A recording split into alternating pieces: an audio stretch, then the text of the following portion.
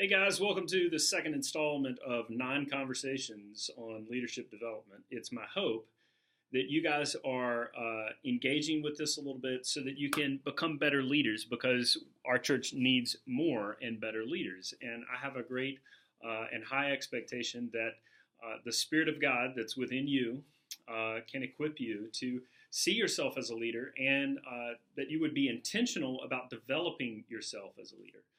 Last week's content was all about just the general idea that the invitation into Christ and into his purpose and into his mission, which we would look to Matthew 28, verses 19 through 20, where he gives us this idea to go and make disciples. Man, how are we going to do that unless we think about what it looks like to influence others? If they're over here and they don't know Jesus, and we want them to get to this place where they do know Jesus, we want to be able to baptize them, and we want to teach them things. Influence is going to be necessary in that experience.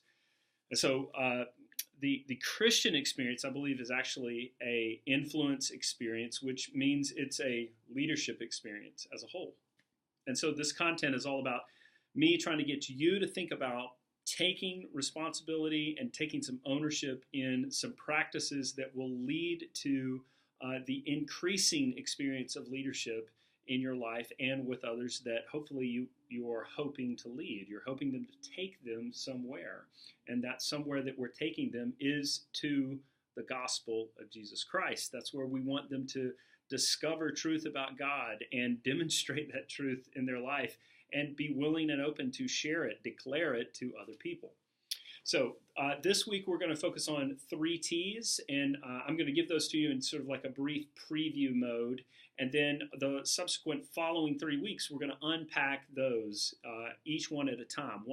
So the first idea that I want you guys to think about or be aware of is that if you're going to pursue leadership, if you're going to be a leader, you want to lead other people in the context of Christianity, in the concept of the church itself, then the first and one of the most important things you can do is to develop yourself theologically. No big shock, right? Theological development is absolutely something that a leader in the church should pursue.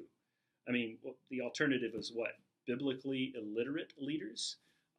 Leaders that haven't read their Bible? Leaders that haven't spent time thinking through doctrine? Now, one of the biggest things, in fact, this is a point I'll make, I think next week or next time we talk when we get more in depth, this idea, I really think leaders are readers, and that's just a phrase. There are other mediums that you can equip yourself, podcast and audiobooks, those totally count. But the point is that a leader is someone who's going to recognize, you know what, I could and should pursue avenues of development in an area I want you to think about if you're interested in leadership in the church. Personally taking ownership of and beginning to develop yourself in, I want you to think about growing theologically. Let me just throw out a couple of books that stand out in my mind as helpful in my experience of understanding God. There are a lot of different books, and the more you can read, the better, and it would be helpful. Here's one called God is the Gospel. We have these available at the church where you can pick up a copy. They're only $5. But man, I'll spot you that if it means you're going to grow in your understanding of God and the gospel. That would be theologically developing, and it would shape your ability to influence other people. Here's another book that I really enjoy, a little bit more in depth and kind of maybe a little bit different perspective, but it's called Grace in Practice by Paul Zoll. He's got a great handle on the gospel and how there's a difference in your thinking about God's law and how to apply that, and God's grace and how to apply that. It's going to really help you think about how to do life well. And leaders are going to find out in the church that their ability to influence others increases when they're exposed to good theological content. So this is a lifelong journey. We want you to develop theologically as a leader. The second idea, again, this won't be groundbreaking science or anything, but the second idea that I want you to think about as a leader is for you to grow in your task, as in, like, what is your ministry? What does it functionally and practically look like? How do you know when you're successful with your ministry? You know, like if you're doing the ministry of hospitality, okay, we'll pick on them for a minute. How do you know that you've done what is necessary for hospitality? You can't just say, I'm the leader of hospitality and not know the goals, the aims, the functional work that has to be done. This is all task. And you've got to grow in your understanding of the actual task, the framework, the tangible, practical, functional activity of your ministry. You as a leader have to help shape that, craft that, cultivate it, develop it. It's something you can always work on. What is it that we're being asked to do? Who are we doing that with? Is it effective? What could we do better? All of these are just basic task questions. And then, of course, there's resources available for that. And if you're in whatever ministry you're into, like I know Nick Treat is into prayer. Well, I've given Nick this book. It's called A Praying Life. Well, this is going to help Nick build a better prayer ministry. Why? Because it talks about the value of prayer, the different types of structures of prayer, and how to pull off or just sort of go through the motions and encourage other people to know what prayer is. He's giving good definitions in here. And pursuing an understanding of what you're called to is helpful. If you want a more generic one that just talks about the activity of the church, or like what does it mean to be part of the church, and you're gonna see yourself as a leader that wants to help the church exist and be healthy, hey, get this book. We also have this book available out at the front desk. It's all about the church, and you will grow in your understanding of what it means to effectively engage in ministry, which is sort of like the task, the assignment, whatever it is, children's ministry, missional community, a ministry that maybe we don't even have yet. A leader's going to work on that. They're going to spend time on it. We'll talk more about that idea in the coming weeks and how to work on it better. The last idea, so first we have theological development, right? You need to grow in your theology. You need to always have sort of like a theological enhancing practice weaved into your rhythm of life to say, like, if I'm going to be an effective leader, I've got to know what the Word of God says, right? It can be as simple as being consistent to read your Bible, or as dynamic as saying, I'm going to sign up for a seminary class online and audit that thing just so that I can get exposed to better information and better doctrine. So you can do that. That's theological development. Task development, we just talked about it. It's the practical. How are you going to do what you're going to do?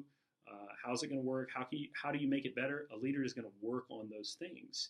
And if you don't know the answer to those questions or know the questions that you need to be asking, then you need to get with me, or you need to get someone else that is going to help you think about developing clarity on your ministry. All right, the last T that we'll talk about this time. So there's theology, task. The last T is team. And a leader is going to invest in his team, okay? More than likely, you're either building the team or managing the team. And there are all kinds of dynamic things that you can do to help your team be resourced and equipped and be able to do the ministry with you. Hopefully, you're not the only one doing the ministry by yourself. What would be better would be that you would use influence to help people be on board with the mission that we're asking you to do or that God's called you to do. And in the process of developing your theological background and kind of awareness of what it looks like to do that job functionally, those are the theology and task, you are also, as a leader, going to see the value and benefit of building authentic relationships with the people who are on your team. You're going to do this to sort of fulfill all those aspects and those realities of the one another's. And so people who are serving with you, they're your volunteers, these people do not need to be just treated as like, get in here, do your job, and get out of here, and don't expect any thanks from me. That's not good leadership. What you need to do is you need to think about, like, what does it look like for me to be a primary point of contact for encouragement, for equipping, for empowerment? And there's no way that you're going to be able to do those kind of things without investing relationally with those people. It won't just happen from a distance, from a quick email.